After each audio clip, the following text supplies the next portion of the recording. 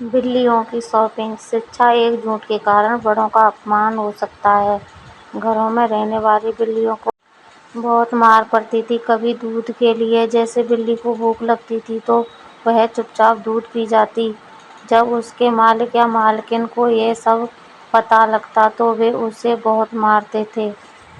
اسی طرح بلی جب گھومنے جاتی تھی تو ہر انسان انہیں دیکھ کر منہ بناتا تھا کہ بلی نے راستہ کاٹ دیا، اب کیا ہوگا۔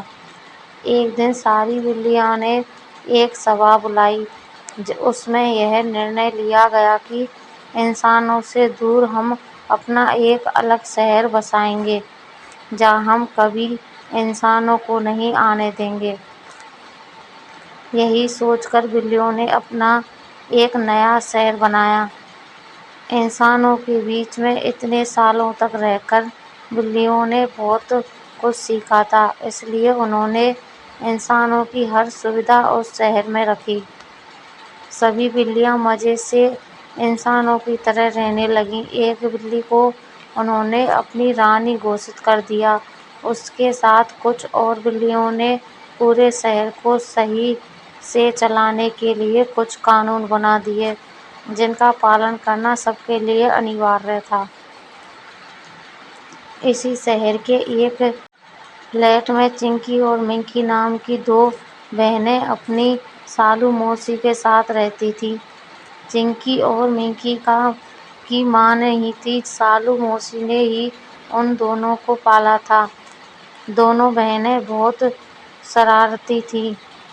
ایک دن سالو موسی نے صبح صبح آواز لگائی، سالو موسی، تم دونوں سوتی ہی رہو گی؟ آج مہینے کی پہلی تاریخ ہے، شاپنگ کرنے جانا ہے کہ نہیں؟ گھر کا سارا راشن ختم ہو گیا ہے۔ چنکی: موسی سونے دو نا، بڑی مشکل سے تو اسکول سے چھٹی ملی ہے۔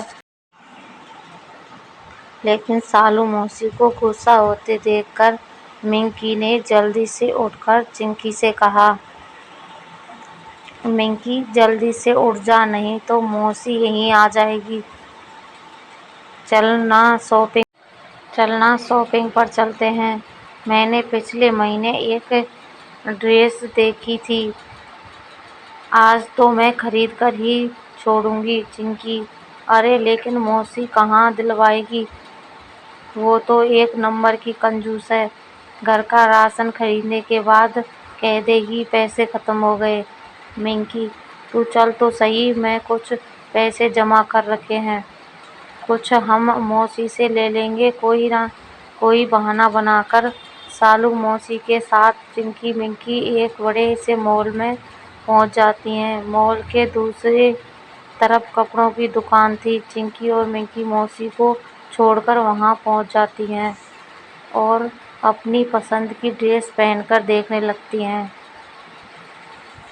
منکی: چنکی دیکھ، یہ ڈریس مجھے پسند ہے۔ دونوں ایک ایک ڈریس پسند کر لیتی ہیں۔ منکی کچھ پیسے دے دیتی ہے۔ ادھر چنکی موسی سے جا کر کہتی ہے، چنکی موسی، وہاں بہت سستی ڈریس مل رہی ہیں، کچھ پیسے دے دو، ایک کے ساتھ دو فری مل رہی ہیں۔ سالو موسی: کیا تو سچ کہہ رہی ہے؟ یہ لے پیسے، دونوں اچھی ڈریس خرید لینا۔ چنکی اور منکی ڈریس خرید کر باہر آتی ہیں تو دیکھتی ہیں باہر سالو موسی کھڑی ہے اور ان کے پاس بہت بھیڑ لگی تھی۔ وہ جلدی جلدی پہنچی۔ سالو موسی: ہاں دیکھو، یہ دونوں کتنی اچھی ڈریس پہنے ہیں، بیٹی انہیں بھی بتا دو کون سی دکان پر ایک کے ساتھ دو ڈریس فری مل رہی ہیں۔ میں نے سب کو فون کر کے بلا لیا ہے۔ چنکی منکی کی حالت خراب ہو گئی۔ چھوٹا سا جھوٹ ان کے لیے آفت بن گیا تھا۔ اسے چھپانے کے لیے انہوں نے ایک اور جھوٹ بولا۔ منکی: ارے موسی، وہ تو ختم ہو گئی، سب لے گئے۔ لیکن سالو موسی نہیں مانی اور دونوں کو لے کر اس دکان میں پہنچ جاتی ہے۔ دکاندار انہیں ساری سچائی بتا دیتا ہے۔ سالو موسی بہت غصہ ہوتی ہے، پھر وہ سب سے معافی مانگتی ہے۔ سب کے جانے کے بعد وہ دونوں کو لے کر گھر آ جاتی ہے۔ دونوں بہنیں اپنے کیے پر بہت پچھتاتی ہیں۔ دونوں موسی کے پیر پکڑ کر ان سے معافی مانگتی ہیں۔